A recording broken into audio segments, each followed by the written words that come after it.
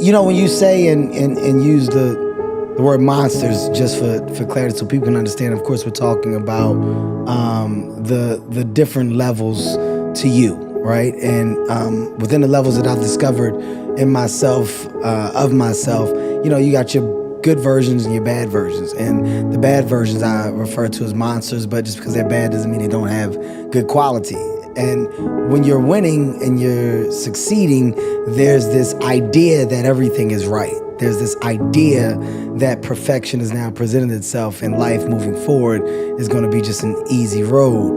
And it's not until you're in that position where you expect perfection and you think that you start to see the true problems and flaws really present themselves. And, you know, my monsters have been masked and disguised in various different ways, but I've been able to pinpoint them throughout the years because some of those monsters grew, got stronger, developed. You're talking about the world of an ego, the idea of who you think you are versus what you are, or the idea of expectations and needs as to what you feel you need and what you have to have. That's a monster that's feeding that, right? That engine of, well, now that I'm making money, this is what I should have, this is how I should look, this is how I'm supposed to be. That's a monster that you're feeding, because ultimately you're buying in to something that you're creating. You're enhancing this world of thought. And it's not till you sit down and you take a breather and you start to really figure out the true definition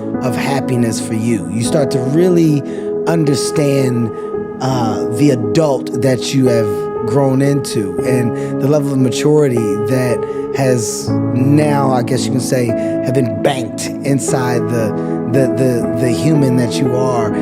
You're banking so much over the years, and ultimately you're shaping and molding yourself into this grounded, hopefully, this grounded individual that you're proud to look at in the mirror at the end of the day.